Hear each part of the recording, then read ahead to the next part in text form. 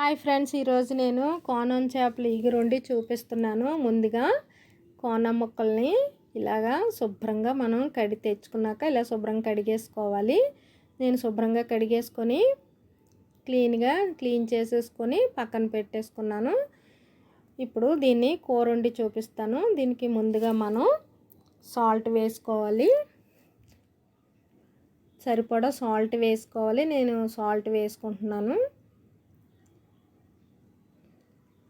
ఇప్పుడు 1/2 table spoon పసుపు వేసుకుంటున్నాను. ఇప్పుడు 2 స్పూన్స్ కారం వేసుకుంటున్నాను. కారం ఎక్కువగానే వేసుకోవచ్చు. చేపల కూరకి కారం ఎక్కువగా ఉంటేనే బాగుంటుంది, తగినంత ఉండాలి. 2 స్పూన్స్ వేసుకున్నాను కారం. ఇప్పుడు అల్లం వెల్లుల్లి పేస్ట్ ఒక 2 స్పూన్స్ వేసుకుంటున్నాను. ఈ అల్లం వెల్లుల్లి పేస్టు, కారం, ఉప్పు అన్నీ కూడా చేప ముక్కలకి బాగా మనం పట్టించుకోవాలి. చూసారా నేను ఎలా కలుపుకుంటున్నానో. ప్రతి ముక్కకి కూడా ఉప్పు కారం బాగా పట్టించాలి. నిదానంగా చేపల ముక్కలకి అన్నిటికీ కూడా మనం బాగా ఇలాగా పట్టించుకోవాలి. ఇప్పుడు నేను బాగా అన్ని చేపలకి పట్టించేసాను ముక్కలకి. చూసారా ఈ కారం, అల్లం వెల్లుల్లి పేస్టు అంతా కూడా ముక్కకి ఎంత బాగా పడితే బాగా కలుపుకొని ఉంచుకోవాలి ఇలాగా. ఇప్పుడు నేను రెడీ చేసేసుకున్నాను. దీన్ని కొద్దిసేపు మూత పెట్టేసి ఉంచుకుంటాను. ఈలోపు గరం మసాలా రెడీ చేసుకుంటాను. మూత పెట్టేసుకున్నాను. కూరకి ముందు గరం మసాలా చాలా ఇంపార్టెంట్. ఇగురు చేపల కూరకి ముందుగా చెంచా జీలకర్ర వేసుకున్నాను. 2 స్పూన్స్ ధనియాలు వేసుకుంటున్నాను. ఒక 5 యాలకులు వేసుకున్నాను. ఒక 5 లవంగాలు వేసుకున్నాను.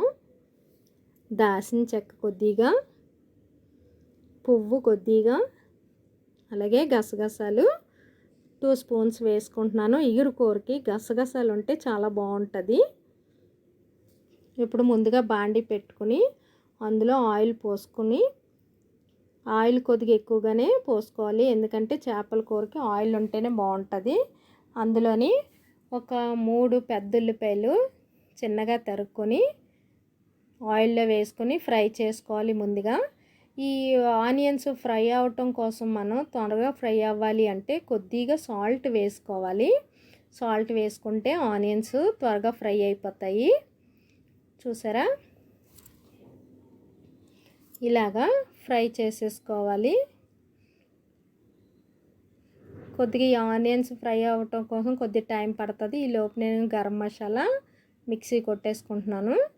చూసారా ఇప్పుడు కొద్దిగా ఫ్రై అయిపోయాయి. ఇందులో ఒక 7 పచ్చిమిర్చి వేసుకుంటున్నాను. పచ్చిమిర్చి ఎక్కువగా కావాలనుకున్న వాళ్ళు, కారం ఎక్కువ కావాలనుకున్న ఎక్కువ కూడా వేసుకోవచ్చు. మాకైతే ఇలా సరిపోతుంది. 7 పచ్చిమిర్చి వేసుకున్నాను. ఇది చూసారా వేగిపోతుంది. ఇలా వేగింది కాబట్టి సరిపోతుంది. ఇందులోని చేప ముక్కలన్నీ వేసేసుకోవాలి. ఇలాగ నేను అన్ని చేప ముక్కలు ఒక దాని మీద ఒకటి వేయకుండా ఇలా జాగ్రత్తగా మనం ఫ్రీగా మొత్తం చేప ముక్కలన్నీ ఇలా వేసేసుకోవాలి. చూసారా నేను వేసుకున్నాను. ఇప్పుడు ఈ చేప ముక్కలకి ఉన్న ఉప్పు, కారం, పసుపు మిగిలింది ఏమైనా ఉన్నా సరే ఊర్చేసుకొని వేసేసుకోవచ్చు. ఇప్పుడు ఇదిలా వేసేసుకున్న తర్వాత సిమ్లోనే పెట్టుకొని కొద్దిసేపు మూత పెట్టుకుని ఉంచుకోవాలి. మూత పెట్టేసుకున్నాను. 5 మినిట్స్ ఉంచుకొని చూసుకుంటున్నాను. ఇది నెమ్మదిగా ఇలా మనం కదుపుకోవాలి. ఇలా కదుపుకుంటే ఆ చేప ముక్కలకి నూనె నెమ్మదిగా పైకి వస్తూ ఉంటుంది. మరి కొద్దిసేపు ఒక 10 మినిట్స్ మళ్ళీ మూత పెట్టుకుని ఉంచుకుందాము. సిమ్లోనే ఉండాలి ఇప్పుడు మంట మాత్రం. ఈ చేప ముక్కలకున్న వాటర్ అంతా ఇంకిపోయి ఆయిల్ పైకి వస్తుంది. 10 మినిట్స్ అయిపోయింది. మళ్ళీ చూస్తున్నాను. చూసారా ఆయిల్ అంతా పైకి వచ్చేసింది. ఇప్పుడు ఈ చేప ముక్కలకి మనం ఉడకటం కోసం తగినన్ని వాటర్ పోసుకోవాలి. ఇప్పుడు నేను ఇలా కలిపేసుకొని ఇప్పుడు వాటర్ పోసుకుంటాను. చూసారా చేప ముక్కలు గరిటెట్టి తిప్పకూడదు. ఇప్పుడు మనం ఇలాగే తిప్పుకోవాలి. ఇప్పుడు ఈ చేప ముక్క ములిగే వరకు వాటర్ పోసుకుంటున్నాను. ఇప్పుడు నెమ్మదిగా ఇలా కలుపుకోండి. వాటర్ పోసిన తర్వాత చేప ముక్కలు ఏమైనా అడుగంటినా సరే ఫ్రీగా వచ్చేస్తుంది. ఏమీ అడుగంటవు. చక్కగా మనం సిమ్లోనే పెట్టుకుని వండుకుంటే నేను చూసారా చక్కగా పైకి ముక్క తేలుతుంది. ఇలాగ మనం కుక్ చేసుకోవాలి. ఇప్పుడు కాసేపు మూత పెట్టేసుకొని ఉంచుకుంటాను. ఇక 15 మినిట్స్ మనం చేప ఉడికినంత వరకు స్టవ్ మీద పెద్ద మంట మీద పెట్టుకొని ఉడికించుకోవాలి. ఇప్పుడు ఉడికిపోతుంది. చూద్దాము ఒకసారి. చూసారా నీళ్ళన్నీ దగ్గరికి ఎగిరిపోయాయి. ఇప్పుడు ఇందులో గరం మసాలా వేసుకోవాలి. గరం మసాలా వేసుకొని మనం స్లోగా కలుపుకొని ఇలా కలుపుకొని మళ్ళీ దగ్గరికి అయిపోయినంత వరకు మనం కొంచెం వాటర్ అది ఇంకిపోయినంత వరకు మనం దగ్గరికి సిమ్లోనే ఉంచుకోవాలి. ఇప్పుడు ఇది ఫైనల్కి వచ్చేసింది. కరివేపాకు వేసుకొని దించేసుకోవడమే.